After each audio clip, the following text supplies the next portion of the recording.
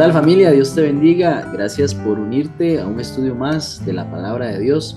Ya lección número 7 para este trimestre. El tema y el título para esta semana es el pan y el agua de vida. ¿Podemos conocer quién es el pan y el agua de vida? Bueno, adentrémonos al estudio de la palabra de Dios para precisar este importante tema de beneficio para todos. Así que vamos, sin más, acompáñame, quédate conmigo y acá sí iniciamos.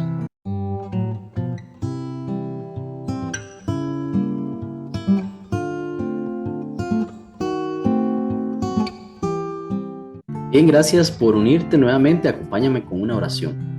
Señor, muchas gracias, Dios Todopoderoso, has sido fiel. Nos encontramos de nuevo para aprender de Cristo. Que tu Santo Espíritu sea nuestra guía. Lo pedimos en el nombre de Jesús. Amén. Bien, el texto, o varios textos para memorizar de Éxodo capítulo 16, versículo 28 al 30. Extraemos lo siguiente, dice: y el Señor dijo a Moisés: ¿hasta cuándo se negarán a guardar mis mandamientos y mis leyes? Miren que el Señor les dio el sábado, por eso en el sexto día les da pan para 2 días. Quédense pues cada uno en su estancia, y nadie salga de su lugar en el séptimo día. Así el pueblo reposó el séptimo día. Vemos que salir de Egipto es solo el comienzo. Dios ahí desplegó su mano poderosa y sacó a su pueblo después de señales y milagros. Lo hizo para que Faraón creyera, convertir el corazón de Faraón, pero él se negó, endureció su corazón, dice la palabra. También para que su pueblo creyera que el Dios de los milagros lo iba a acompañar durante la travesía después de salir de allí.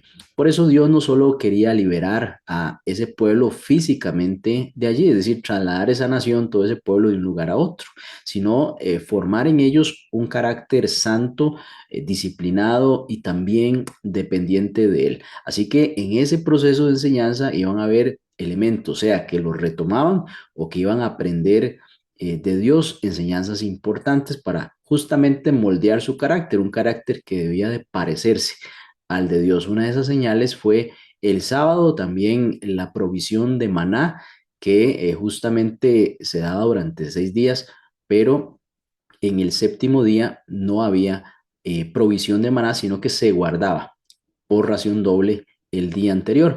Y pues aquí también esto significaba una prueba de obediencia y de confianza en su palabra. Dios iba a proveer para que este pueblo tuviese lo necesario en el desierto, donde básicamente todo escasea.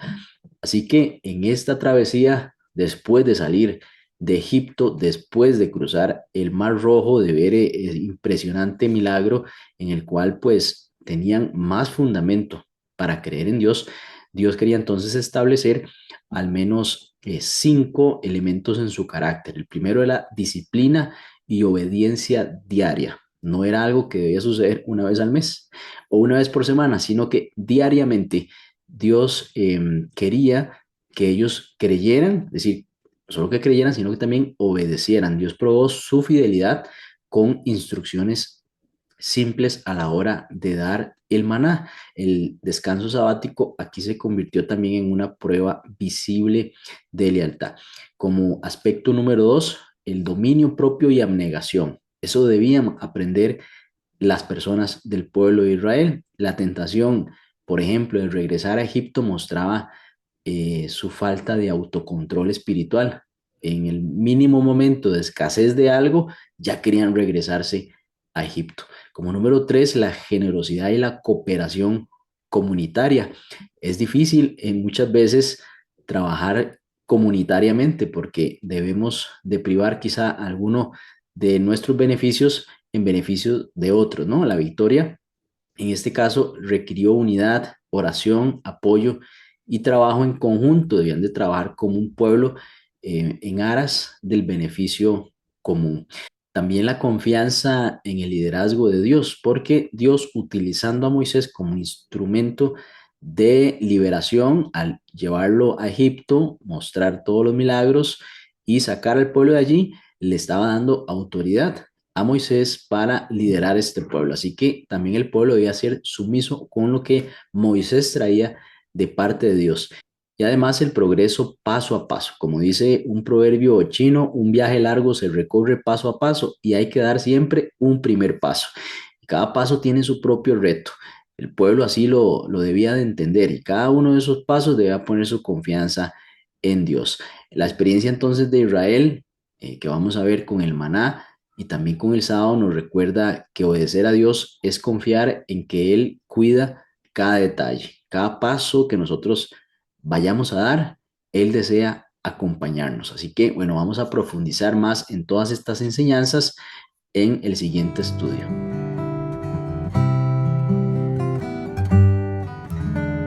Cruz del Mar Rojo fue una victoria espectacular. Ahí el pueblo pudo observar el poder de Dios y también entender que Dios los acompañaba. Sin embargo, la vida de fe no se vive de un solo milagro, porque apenas 3 días después de viaje, como dice Éxodo capítulo 15, versículos 22 en adelante, dice que llegaron a un lugar que se llama Mara y no pudieron beber las aguas de Mara porque eran aguas amargas, por eso le pusieron el nombre Mara. Y ahí el pueblo murmuró contra Moisés, ¿qué hemos de beber ahora? Así que bueno, en este momento de la historia vemos que el pueblo no pone su confianza en Dios, sino que en forma de reclamo le hace esta pregunta a Moisés. Vamos a extraer algunas lecciones espirituales de este momento en la cual podemos aplicar también a nuestra vida. La fe se prueba en lo cotidiano. La dificultad ahora que tenía el pueblo de Dios no era un ejército enemigo persiguiéndolos ni un enorme mar al frente de ellos, sino simplemente la sed, una necesidad básica en el ser humano. Así que las pruebas comunes pueden revelar tanto nuestro corazón como las grandes crisis. Por eso la palabra de Dios también menciona, en lo poco has sido fiel, en lo mucho te pondré. No debemos de subestimar las pequeñas pruebas porque suelen mostrar el estado real de nuestra fe. También podemos saber que Dios se manifiesta hasta en las pequeñas cosas. Una hoja que cae de un árbol, podemos ver ahí la autoridad de Dios manifestada. Por eso, cada detalle es muy importante que seamos sensibles a que Dios está al control de todas las cosas. También vemos otra enseñanza en esta parte, como la amargura puede ser un símbolo de incredulidad. Mara significa amargo, así pues le pusieron porque sus aguas eran amargas y no se podían beber. Así como el agua no se podía beber, el corazón del pueblo se contaminó también de esa amargura, ahora con quejas. Estas circunstancias amargas pueden volverse dulces si nosotros ponemos esa situación difícil en las manos de Dios. Dicen por ahí que mucho es la actitud con que enfrentamos las cosas. Si vemos el vaso medio lleno, medio vacío. Bueno, en la parte espiritual, si nosotros tenemos una dificultad, ahora sí, imposible para nosotros, debemos de ponérsela en las manos de Dios y confiar que Él hará y no amargar nuestro corazón por una imposibilidad o por algo pues que nos pasa y no esperábamos. También la cooperación humana se manifiesta con el poder divino. La instrucción que le dio Dios a Moisés en el versículo 25, después de la respuesta a la pregunta del pueblo, dice, Moisés clamó a Jehová y Jehová le mostró un árbol y lo echó en las aguas y las aguas se endulzaron. Definitivamente Dios no ocupaba de ese árbol para endulzar esas aguas, sino simplemente Dios utilizó un trozo de madera, un acto físico y visible para transformar esta agua. Entendemos que no fue la madera, sino la obediencia que tuvo Moisés a la instrucción de Dios y su poder ahí manifestado. Entonces Dios quiere involucrarnos en el proceso de la solución. Es decir, Moisés tuvo que hacer algo, Moisés tuvo que ir a traer el árbol, echarlo en el agua para que esas ramas hicieran ese trabajo que Dios dijo que iba a suceder. No porque necesite Dios que lo hagamos, sino porque quiere formar nuestro carácter, quiere participar, quiere que nosotros participemos del milagro. También otra enseñanza es la memoria espiritual y la gratitud constante. A pesar de cantar ¿Quién como tú, Señor? ¿Recuerda usted el canto de alabanza de Moisés y María en Éxodo capítulo 15, versículo 11? Bueno, eso se olvidó rápido. Esas palabras parecía que se las llevó el viento del desierto. Aquí pues debemos de procurar que nuestra gratitud permanezca, es decir, que no se quede en un día, sino que sea una disciplina diaria, que la podamos arrastrar con nosotros, no solo en la reacción temporal de un milagro, que eso puede ser más una emoción que un uso de la razón. Por eso Dios siempre nos llama a nosotros a alabarle con la razón y no únicamente con la emoción. No es que la emoción sea mala en sí, sino que sea el único sustento de adoración. Y también la obediencia como protección. Éxodo capítulo 15 y versículo 26 nos dice el texto: y dijo, si oyeres atentamente la voz de Jehová tu Dios, e hicieres lo recto delante de sus ojos, y dieres oído a sus mandamientos, y guardares todos sus estatutos, ninguna enfermedad de la que le envié a los egipcios te enviaré, porque yo soy Jehová tu sanador. Me gusta entender a Jehová como nuestro sanador, porque también vivimos en un tiempo en el cual una enfermedad se puede adquirir de muchas maneras. Sin embargo, debemos de entender y saber que Dios no solo es el sanador de nuestro corazón, sino también Él tiene el poder para sanarnos. Aquí hubo promesa de salud y protección. Estaba además, sí, condicionada a la obediencia, a que no se apartaran justamente de esa protección de Dios para que no les llegara los males que le llegaron a los egipcios. La bendición de Dios, pues aquí vemos que no es automática en sí, sino se experimenta caminando en la fidelidad. Las aguas de Mara nos enseñan que la vida cristiana sí está llena de pruebas, eh, muchas de ellas diseñadas para fortalecer nuestra fe. Dios no solo abrió el mar antes, 3 días antes, sino también puede endulzar las aguas de nuestra vida. Eso que de pronto nos puede amargar, nos puede condicionar nuestra felicidad, bueno, Dios puede endulzar y hacer ese milagro, pero debemos también, para experimentar esta provisión y también la protección, debemos de aprender a esperar su momento, el momento de Dios. Bueno, si ellos llegaron y las aguas estaban amargas, Dios definitivamente sabía que ellos iban a llegar a un lugar donde las aguas estaban amargas. ¿Qué esperaba Dios que hicieran? Señor, puedes hacer de estas aguas amargas dulces, necesitamos que nos ayudes, pero no expresar quejas simplemente, manifestando una imposibilidad y más bien buscando tal vez hasta regresarse. Así que debemos esperar las instrucciones también que Dios da aquí y recordar siempre sus maravillas.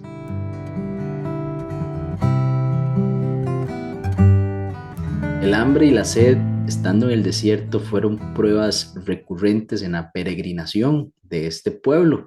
En Refidim, este lugar, el pueblo olvidó nuevamente los milagros pasados y entonces inició la queja contra Dios y contra Moisés, que era básicamente el representante aquí y líder del pueblo. El Señor, en su misericordia y paciencia, en lugar de destruirlos, porque Dios es fiel y hay promesa que cumplir, entonces respondió con provisión abundante, codornices para la carne, pues extrañaban la comida en Egipto, pero también les mandó maná como pan del cielo, un cereal que llegaba básicamente al inicio de la mañana, y ahí pues debía el pueblo ir a recoger este alimento que era nutritivo, lo que se ocupaba para sobrevivir, para poder alimentarse. Ahí estaba en esta ración de maná diaria, excepto el día sábado. En esta lección, Dios no solo alimenta, sino que también enseña principios espirituales relacionados a la dependencia diaria. Es decir, cuando Dios dijo, les voy a mandar la ración de alimento diaria, tenían que levantarse tempranito para, bueno, hacer su parte también y entender que Dios era su sustentador. Y aquí vemos que hay obediencia y también un apartado que se le hace al día séptimo, porque ahí entendemos que Dios no enviaba el maná, pues ese día se debía de consagrar. Y vemos entonces en este momento de la historia también podemos extraer algunas lecciones importantes. La primera puede ser la que encontramos en Éxodo capítulo 16 y versículo 3.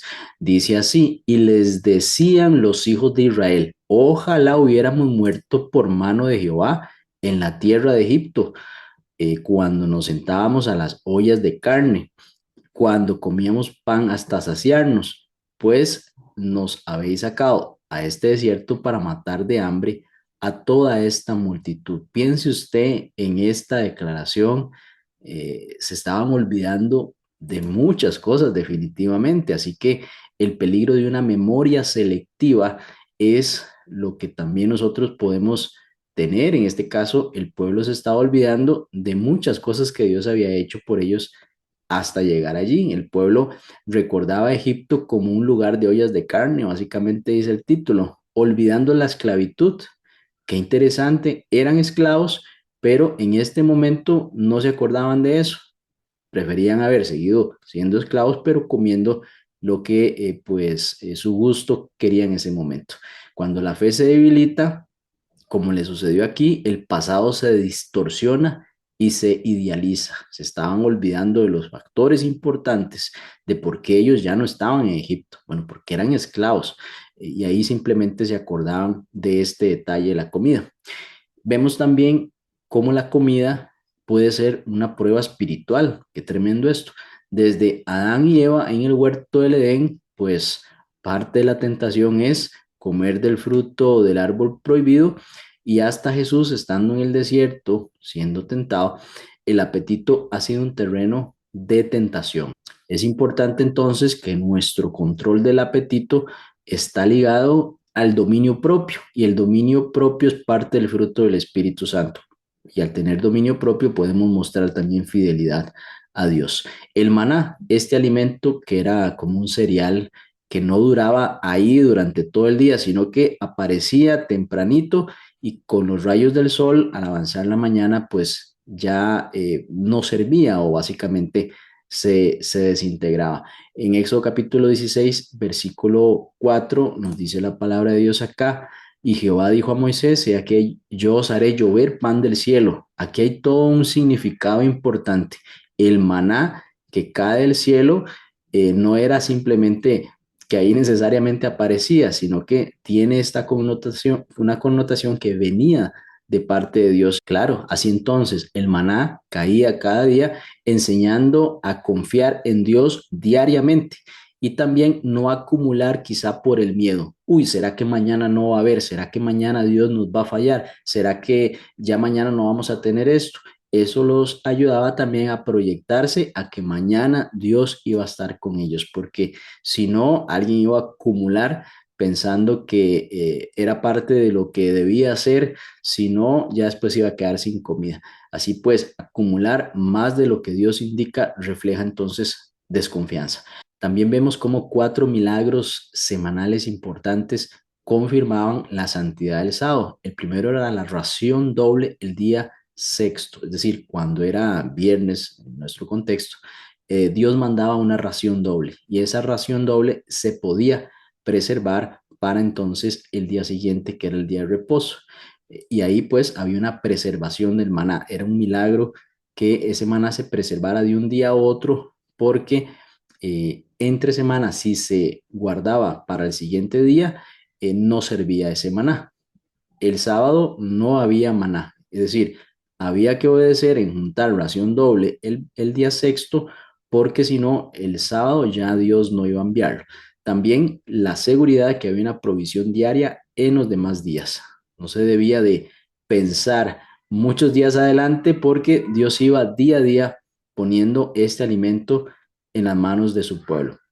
Vemos que el sábado no es aquí definitivamente una carga, sino más bien Dios quería que el pueblo disfrutara de ese día sin tener que ir a hacer otras actividades que entre semana pues sí se debían hacer. Es importante también mencionar la abundancia como prueba, no solo la escasez. Deuteronomio capítulo 8 versículo 3 nos habla de esto. Dios nos recuerda que no vivimos de solo pan, sino de su palabra. Es decir, nuestros deseos diarios no deben de ser únicamente de satisfacer nuestras necesidades físicas, incluyendo claramente el alimento que usted y yo necesitamos, alimento físico, el pan de cada día, sino que debemos de preocuparnos por alimentar nuestro espíritu. Si nosotros no pedimos la unción del Espíritu Santo de forma diaria, no podemos discernir las cosas espirituales, seríamos únicamente carne, y Dios desea que le adoremos en espíritu y en verdad. Entonces, incluso en la abundancia podemos caer en autosuficiencia. Por eso Dios venía dando una ración diaria y el día sexto da una ración doble. Es decir, Dios quería que su pueblo lo considerara todos los días como su sustentador y no que simplemente en un momento de abundancia, después simplemente se olvidaban por elementos, como mencionamos, de autosuficiencia. Así que vemos que la historia aquí de las codornices y el maná nos recuerda que Dios es el proveedor constante y que además esa provisión no debe ser únicamente material, no debemos de enfocarnos en que Dios nos provea conforme a sus riquezas en Cristo Jesús de forma material, sino también de forma espiritual. Necesitamos que pues no vivamos únicamente del pan físico, sino también del pan espiritual. Ese maná diario y el sábado semanal también entonces a nosotros nos recuerdan de que nuestra dependencia de Él debe ser continua, cada día, cada mañana, cada noche que nos acostamos. Es importante depender de Dios. Recuerde que usted y yo somos polvo y nuestros días están contados. Y también que su palabra es el verdadero alimento que da vida. Definitivamente, alimentar nuestro espíritu es lo que permitirá pues trascender a algo que no es temporal, sino que es eterno.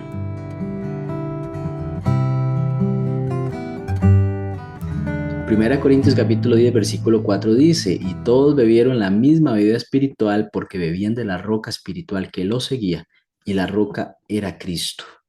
En el desierto sabemos que el agua no es ningún lujo, puede ser la diferencia entre la vida y la muerte. Ahí estaba Israel, sediento, pero respondió con quejas y acusaciones contra Moisés y contra Dios. El Señor, pues ahí en su paciencia proveyó agua de una roca, otro milagro, revelando también así que Cristo es la fuente que sacia tanto la sed física por este milagro que hizo Dios, pero también la sed espiritual.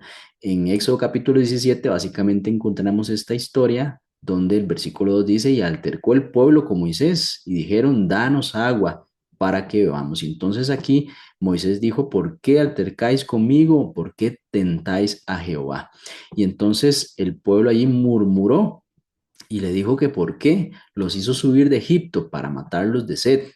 Y entonces clamó Moisés a Jehová diciendo, ¿qué voy a hacer con este pueblo? Porque por poco y me apedrean. Note la actitud que tenían estos hombres, los hijos de Israel, contra Moisés porque en algún momento tuvieron sed.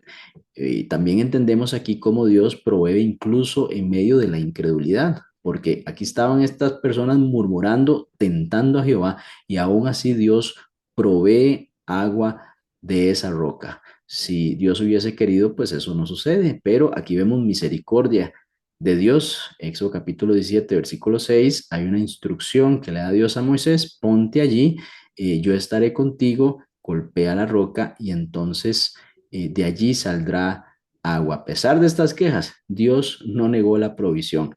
La fidelidad de Dios, recuerde esto, no depende de nuestro mérito, sino de su carácter, porque Dios es fiel. Masa y Meriba. Aquí hay dos advertencias que son permanentes. Estos nombres significan prueba y rencilla. Aquí recuerda que no debemos tentar a Dios, ni tampoco contender con Él. La fe en este momento se debilita cuando interpretaron las pruebas como un abandono divino, en lugar de esperar en Dios. Es que ahí estaba la diferencia, porque en el momento de la prueba, ¿qué hacía la gente? Pensaba en Egipto. ¿Por qué no pensar en Dios? Eso era lo que Dios quería que hicieran. En este momento de la prueba, piensa en mí, yo soy la solución. Te he dado muchas evidencias de que yo soy la solución. ¿Por qué lo primero que piensas es en que yo los traje a morir acá y quieres devolverte a Egipto? Esa primera reacción es la que Dios no le agrada de su pueblo, es la que dice, pero ¿dónde está la fe? Hasta aquí los he traído con mano poderosa, he hecho muchos milagros y lo primero que piensas en el momento de la prueba es en regresar a Egipto. Entonces, entendemos aquí cómo no hay ningún abandono divino, sino es un momento para confiar, es una oportunidad para confiar. En lugar de pensar en el abandono divino, mejor veámoslo como una oportunidad de confiar. También vemos como Cristo, la roca que nos sigue. Me llamó mucho la atención pensar que la roca lo seguía. Así dice textualmente 1 Corintios capítulo 10, versículo 4. Pablo entonces identifica la roca como Cristo, esa roca firme, inamovible. Se presenta en el Antiguo Testamento como sustentador del pueblo. Así como esa roca entonces es sólida, confiable, firme, porque ahí se paró Moisés seguro. Cristo es firme y seguro también para nuestras vidas. Vemos aquí este símbolo del agua como un símbolo de vida eterna. Juan capítulo 4, versículo 14 básicamente menciona esto así. También es importante que la respuesta de Dios llegó en el momento exacto, ni antes ni después. Cuando el pueblo necesitaba el agua, pues ahí en medio de su situación de queja, Dios les da el agua y ellos pueden saciar su sed. Confiar en Dios implica el aceptar su calendario. ¿Cuándo iba a dar Dios agua? Bueno, Él dispuso en ese momento, incluso cuando la necesidad parece urgente. Quizá hay áreas en nuestra vida donde nosotros cuestionamos la presencia o provisión de Dios. Eso es un sentimiento humano. Eso se presenta en la Biblia. Ahora, ¿qué es lo que debemos hacer en ese momento? Bueno, parece que aquí está la enseñanza, ver una oportunidad para confiar en Dios. Es un reto de fe, es definitivo. No vamos a minimizar lo que estamos atravesando, pero sí la Biblia nos muestra que debe ser un momento, en lugar de queja, buscar más bien la oportunidad de confiar.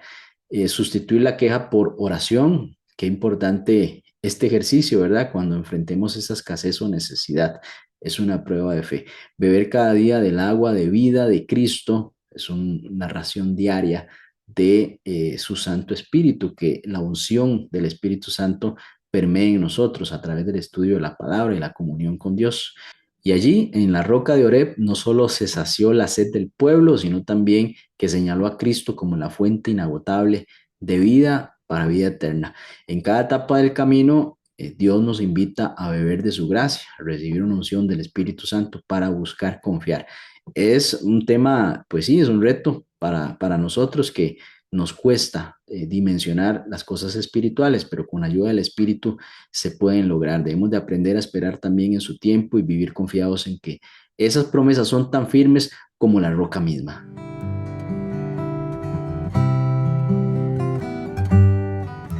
En Éxodo capítulo 18 está el encuentro de Jetro con Moisés. Ahí se encontraron también la esposa de Moisés con sus dos hijos. Esta visita de Jetro es un episodio que une un testimonio de adoración y también de administración, porque él llegó tras escuchar la noticia que el pueblo de Israel había sido liberado en Egipto.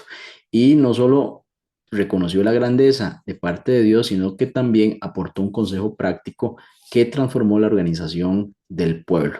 Este relato, en este aspecto, nos muestra que la humildad es importante para saber escuchar y la disposición para aplicar también buenos consejos. Eso puede significar y dar señales de un liderazgo piadoso, una persona que escucha, es humilde y pues entiende que un buen consejo debe ser aplicado. Aquí vemos también cómo el testimonio que impacta a Jetro, proveniente de esta historia de liberación del pueblo de Israel, es algo que hace que Jetro adore a Dios. La narración de las obras, cómo Dios liberó al pueblo, entonces Jetro decide alabar ahora al Dios de Israel, al Dios de Moisés, y pues reconoce su supremacía ante otros dioses. Nuestras experiencias con Dios de forma personal son también oportunidades para que otros lo conozcan. Aquí vemos cómo Jetro hace entonces ese reconocimiento y adora al Señor y pues entiende que no hay otro Dios como el Dios de Israel. También mencionamos que la humildad para recibir un consejo es muy importante. Moisés pudo haberse cerrado, pudo haber dicho, yo soy el que traigo a este pueblo liberándolo y Dios me ha mandado, entonces no haber escuchado a su suegro, pero escuchó con atención, analizó esta propuesta y sin prejuicio entonces la puso en práctica. No tuvo prejuicio de alguien que no era hebreo, sino que entendió que había pues un buen uso de este consejo para lo que él estaba haciendo. Entonces la verdad puede venir de diferentes fuentes quizá inesperadas. De pronto Moisés no hubiera esperado que Jetro hubiese sido el que lo aconsejara para administrar mejor este pueblo, pero un corazón humilde siempre está abierto a aprender. Hay que ser sensibles a la voz de Dios también. Vemos que hay también una importancia de delegar responsabilidades. De pronto como líderes pensamos que estamos haciendo el trabajo de Dios, lo cual es, y queremos hacerlo nosotros solos, como que si fuera únicamente nuestra responsabilidad. No, hay una importancia de delegar responsabilidades. Entonces aquí, siguiendo el consejo de Jetro, vemos cómo el liderazgo efectivo se basa en compartir la carga con personas que están también comprometidas como uno, personas íntegras, capacitadas, que son fieles, y no delegar conduce a un agotamiento y a una atención, en este caso, deficiente del pueblo, y de pronto ya no quiere seguir uno porque el cansancio es extremo. La carga emocional también, había tanto que juzgar entre el pueblo, pequeñas cosas, grandes cosas, todo le llegaba a Moisés directamente, entonces eso definitivamente era una carga, algo muy pesado. También es importante mencionar las calificaciones para el liderazgo espiritual, que en este caso contaba Moisés, aconsejado por Jetro, respetar a Dios, ser confiable y rechazar ganancias deshonestas. Básicamente fueron las tres características que Jetro le dijo a Moisés que buscara en hombres que le iban a ayudar, que iban a juzgar entre el pueblo, entre varios cientos y miles y personas en grupos pequeños, que si había alguna responsabilidad o algún problema serio, entonces sí se podía escalar para que al final Moisés viera eso. Pero la instrucción era darle las leyes y los estatutos que Dios te dio a estos grupos, a este grupo de hombres que tienen estas características, básicamente respetar a Dios, ser confiable y no ser codiciosos o rechazar ganancias deshonestas. Entonces vemos como el carácter es más importante que las habilidades en la obra de Dios, porque aquí básicamente se perfiló a una persona que pudiera contribuir en la parte espiritual de forma importante. También enfoque en lo esencial es algo que se debe de tener en estos momentos, porque al delegar Moisés pudo concentrarse en interceder y resolver casos mayores. Y eso básicamente fue lo que recomendó Jetro. Cuando ya viene una situación que no puedan resolverse por medio de estos hombres que te estarán ayudando, porque parece que el asunto sí es bastante serio, es mejor escalarlo para que haya una resolución más equitativa, recibiendo más consejo y pues claramente también consejo de los que están atendiendo el caso. Entonces, liberarse de tareas secundarias permite enfocarse en el propósito central que Dios le ha dado en este caso a Moisés y que nos ha dado a nosotros. Es importante identificar qué podemos delegar, qué nos pueden ayudar en ciertas áreas sin dejar de atender o cumplir nuestra responsabilidad, pero sí enfocándonos en metas puntuales, ser más efectivos, caminar con propósito. Entonces, ¿qué enseñanza o qué aplicación podemos dar en esta parte de la lección? ¿Escuchamos nosotros consejos o nos resistimos cuando provienen de personas que de pronto están fuera de mi círculo? Tengo que analizar eso. También es importante delegar, capacitar a otros. Eso es una característica del buen líder. El líder también acompaña, no solo manda, acompaña para que haya un entendimiento de lo que sucede y después pues viene la parte de delegar, ¿no? Es como capacitar, es importante también. Un líder debe comprometerse con integridad, es parte de las características de un buen líder y, claro, tener temor de Dios, buscar hacer su voluntad, confiar en Él, confiar en que Dios pondrá a nuestro alrededor también personas que complementen nuestras debilidades. Debemos de pedirle a Dios en eso. A mí me falta esto. Dios puedes suplir esa necesidad para que yo pueda avanzar en esa meta que has puesto. Entonces aquí vemos que este encuentro con Jetro nos recuerda que la obra de Dios no es un proyecto individual. Si usted pensó que depende de usted, pues no, no depende de usted. Usted es parte de ese proyecto, pero todos somos llamados a participar. Es algo comunitario, es una hermandad, es el cuerpo de Cristo. La humildad es importante para aprender, hay que ser humildes, el discernimiento para delegar, identificar quién puede ser la persona que nos puede ayudar, también es un reto. La integridad en ese liderazgo es esencial, servir bien y cuidar del pueblo de Dios, porque al final era ese rebaño de Dios que debía impregnarse un carácter de Dios por medio de esos estatutos y esas leyes, la forma inclusive de cómo hacerlo. Esto es todo un tema de sabiduría.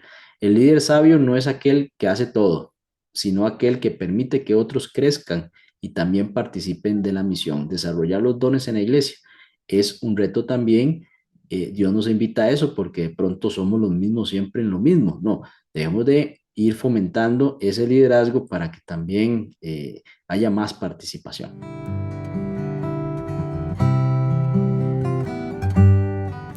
Bueno, vemos cómo Pablo en 1 Corintios capítulo 10 versículo 11 nos recuerda que todas estas experiencias que vivió el pueblo de Israel en el desierto fueron registradas también como ejemplos y advertencias para nosotros, especialmente pues en el tiempo en el que estamos viviendo.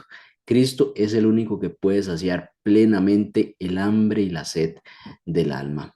También en Juan capítulo 4 versículo 14 encontramos a Cristo, a Jesús como el agua viva en ese pozo, en ese encuentro con la samaritana. Cristo nos ofrece una fuente que nunca se agota. Básicamente esta mujer estaba en busca de saciar esa sed, pero Cristo se la ofreció en él mismo. Las fuentes humanas pueden dar alivio momentáneo, pero solo Cristo da esa satisfacción eterna. Por eso es la invitación siempre del cielo, acercarnos a Cristo. Cristo también como el pan de vida. En Juan capítulo 6, versículo 35 al 48. Ese maná que el pueblo recibía fue un milagro diario, el pan que venía del cielo, el pan del cielo, pero este pan apuntaba a Cristo como un sustento eterno. Alimentarnos siempre espiritualmente de la palabra de Dios, que es Cristo, la palabra viva, es vital como el pan para el cuerpo. Debemos de buscar siempre la alimentación espiritual. El Espíritu Santo nos capacita, según segunda de Timoteo, capítulo 1 versículo 7. Dios nos da poder, amor, dominio propio, es muy importante para vivir según su voluntad. Debemos de perfilar las cosas espirituales y no solo el plano terrenal, porque una vida transformada es fruto de depender del Espíritu Santo, del Espíritu de Jehová. También debemos de recibir una transformación de la mente y el corazón, según Romanos capítulo 12, versículo 1 y 2. Solo al rendirnos a Cristo y renovar nuestra mente, entonces nosotros podemos experimentar la voluntad de Dios que es perfecta. El maná y el agua de la roca fueron señales visibles del amor de Dios, de su poder para rescate, para sustento, pero el verdadero propósito era señalar a Cristo, el pan y el agua de vida. En él, básicamente, toda sed y toda hambre espiritual encuentran una respuesta. Todo lo demás es pasajero. Y así el recorrido de Israel por el desierto nos recuerda que la vida de fe es un viaje constante de dependencia de Dios. Desde la partida hacia la tierra prometida, las aguas amargas, el maná en las codornices, el agua de la roca, el consejo de Jetro y la revelación de Cristo como pan y agua de vida, vemos un patrón. Dios siempre provee, pero espera confianza y obediencia. Cada episodio revela un aspecto de su carácter: guía fiel, proveedor constante, sanador, sustentador y maestro. El problema no estaba en la falta de recursos, sino en la falta de fe del pueblo. Ellos olvidaban pronto los milagros y se dejaban llevar por la queja, mientras Dios les recordaba que solo en Él está la verdadera saciedad y la seguridad. Hoy las lecciones son las mismas. Cristo es nuestro pan de vida y nuestra agua viva. Solo en Él se satisface el hambre y la sed del alma. Caminar con Él implica confiar en su provisión diaria, obedecer su palabra y aprender a descansar en su cuidado hasta llegar a la tierra prometida celestial. Concluyamos con una oración. Te damos muchas gracias, oh Dios, por permitirnos entender mejor tu plan sustentador para con tus hijos. No solo eres redentor, sino que provees en el camino para nuestras necesidades, Señor. En el momento de la prueba, ayúdanos a no quejarnos, sino más bien ver eso como una oportunidad de confiar. Gracias, Señor, por traernos hasta este momento. Gracias por habernos libertado. Ayúdanos a caminar con confianza, sabiendo que estás con nosotros, que abrirás caminos y que proveerás, Señor. Ayúdanos a aceptar siempre a Cristo, el pan de vida, el agua de vida, también esa fuente inagotable, Señor, en el cual sacia nuestra sed de forma permanente. Ayúdanos a siempre poder manifestar también en testimonio esta experiencia en nuestras vidas. En el nombre de Jesús, amén. Muy bien, nos vemos la próxima semana, si así el Señor lo permite. Hasta pronto.